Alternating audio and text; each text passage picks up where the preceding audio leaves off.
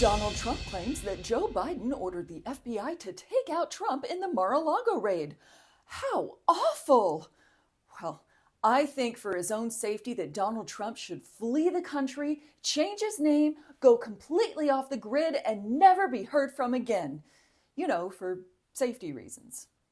Nikki Haley bravely announced that she will be voting for Donald Trump, and I am so proud of her. It must be really difficult to say the exact opposite of what you spent months saying, knowing that people are going to call you a cynical opportunist who is willing to say or do literally anything to advance your political career. So brave.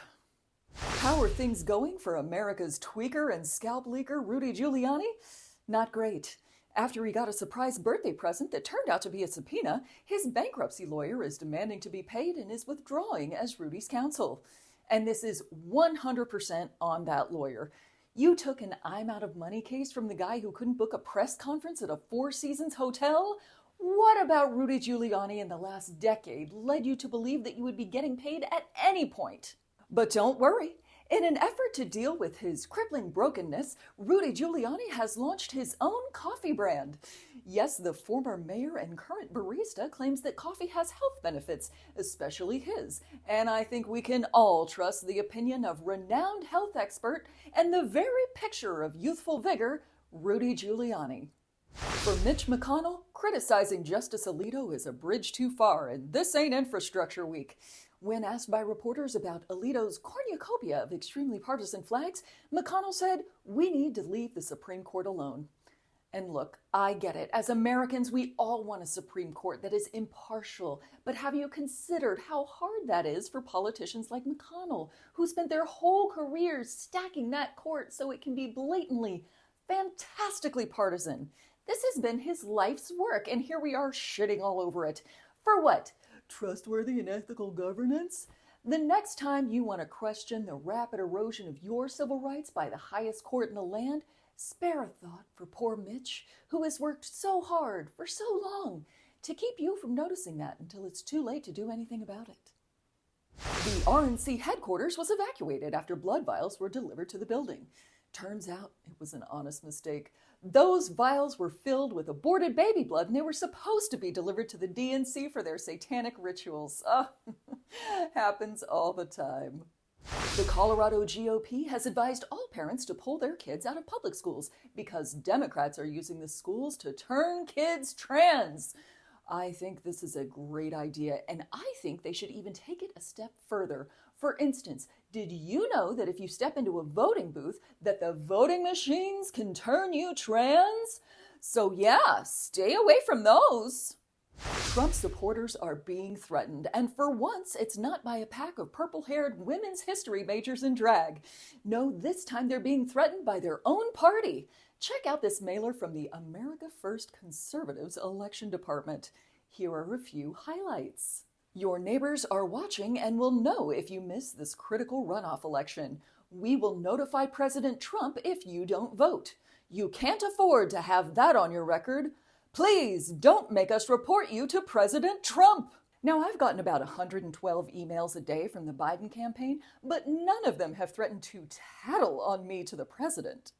Mr. President, I know you have your hands full with the Middle East thing right now, but Doug didn't vote for you. Should I order a missile strike? Truth Social lost about $350 million in the first quarter of the year, but they're confident that if they work hard and keep their nose to the grindstone, they can lose $3 billion by the end of the year. Come on, guys, we believe in you. Well, specifically with regard to losing money, we believe you can do that. Florida man Ron DeSantis has signed a law that orders the state government to just forget about climate change, proving my theory that Ron DeSantis is not a man but a gator, and he won't be satisfied till that whole state is halfway underwater. Ron DeSantis also declared war on your ability to experience the color green over a waterway.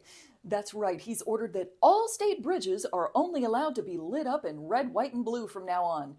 Thank you, Governor DeSantis, for your attention to the extremely important matter of bridge light colors. And I hope that that decision will extend to the wreckage of those bridges after the coming hurricane season. Amid a downpour of support, Rishi Sunak announced the next general election will be held on July 4th. The unelected Prime Minister is hoping to hold on to his post by reminding the British people of how accustomed they've grown to failure at the highest levels, the historic resilience of the ultra-wealthy, and his own lack of any sense of irony. For more about the UK election, which is coming up very quickly, check out the latest episode of our podcast, A Very Special Relationship. Diddy apologized after footage came out of him beating his ex-girlfriend, and CNN decided to interview Cameron about it, which went great. Is there something known in the industry about how Diddy treated his artists?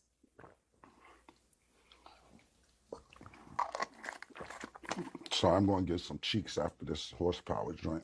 So many people have pointed out that Diddy couldn't get away with this stuff if there weren't a lot of people protecting him. Do you think that's the case?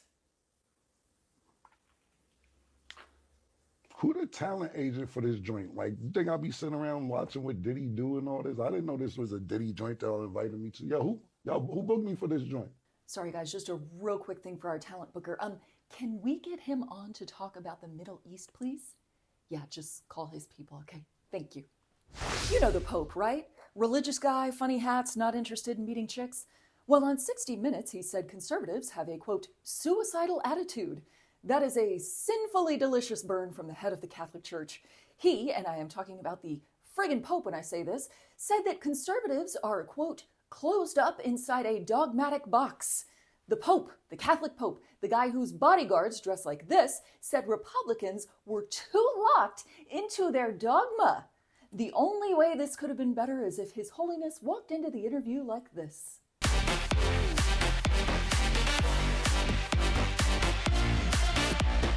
This week in Boeing, still more bad news.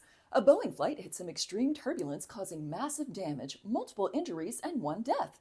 Many experts fear that climate change will make extreme turbulence more common, and others say, it's a Boeing, you're lucky the plane had walls and engines when it left the tarmac.